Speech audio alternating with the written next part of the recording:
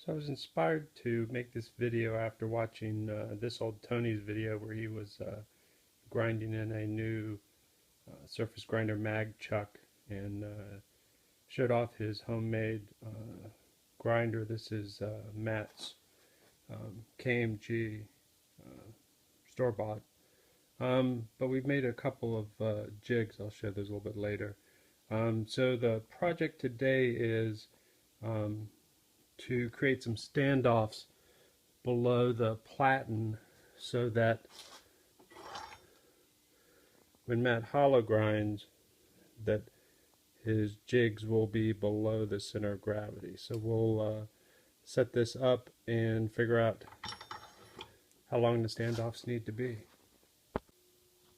So as I was mentioned, I was inspired to do this video by this old Tony, who was showing off his homemade surface grinder, which was our belt grinder, which was very nice. So this was a jig that I made for Matt to do vertical grinding, so it's set parallel to the platen, and you can adjust it in and out as well as side to side.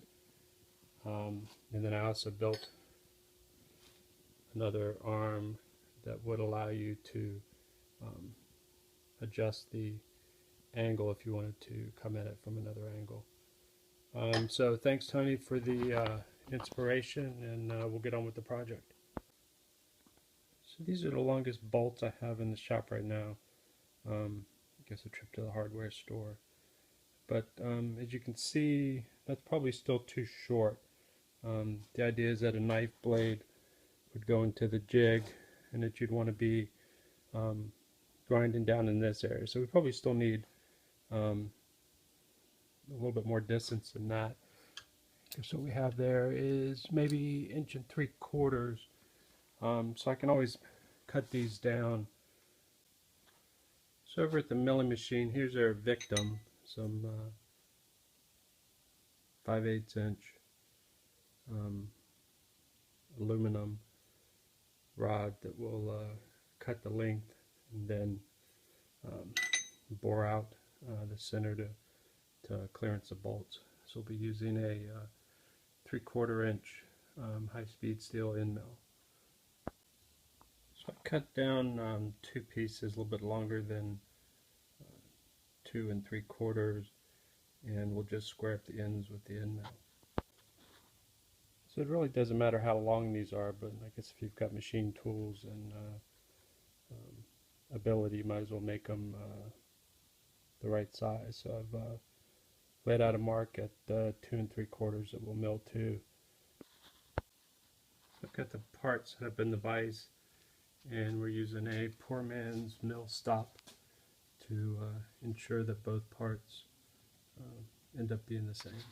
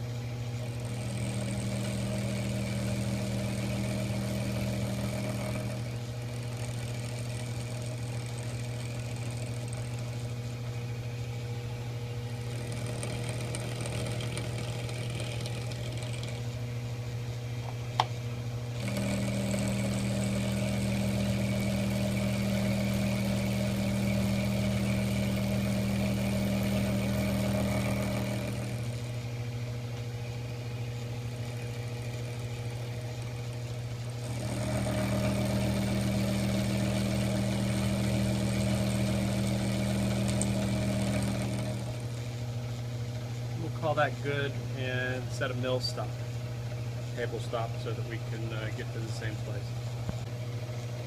So we've got the other part set up in the vise and just taking the last cut.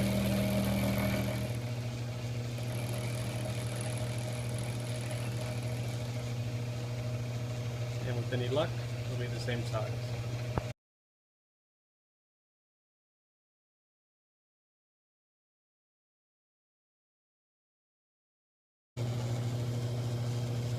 So I'm sure there's a way to do this when you're trying to find the center of a round part. But since I'm not a machinist, my eyeball centric the Y. Now I'll set the X. So my edge finder just kicked off, so we'll set that as.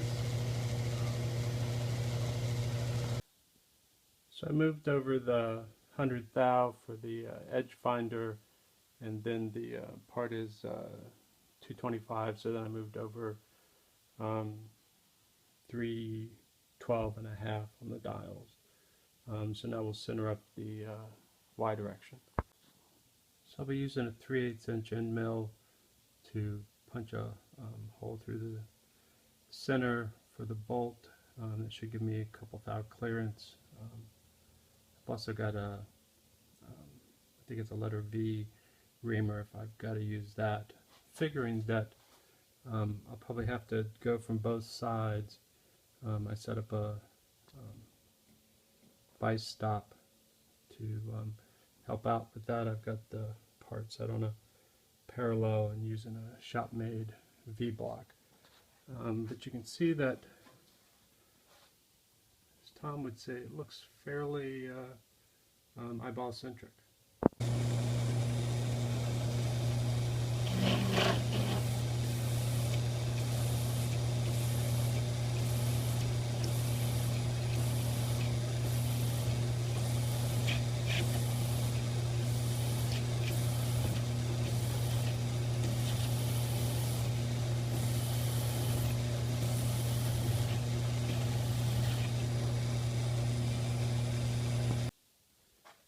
So I was getting some galling on the end mill. Probably wasn't using enough of lubricant, and also bumped the speed up from 1,000 up to 1,600. We'll see if that helps. So we're down about as far as we can go on this side. Now we'll flip it over. So we got it flipped around with a parallel at the base to help center the V block, and looks like our parallel in the back is wonky, so I'll adjust that and retighten it up. So one down, as you can see, it looks like it centered up and came out close enough for a bolt to go through there. So we'll set up and do the next one. So we got both of them done. I did the other one off camera, pretty much the same type thing. Had to stop and clear galling. Using a couple more WD-40 probably helped, but I guess 2 3/4 inches with a 3/8 inch end mill, non-coated. It's probably not the best choice, but you got to work with what you got. Alright, so I was really proud of myself. I thought, wow, I was able to go from both ends, have things meet up in the middle. But it turned out that maybe the holes weren't as straight as they should have been. So luckily I had a letter V reamer that I was able to get the bolts to go in. So more better now.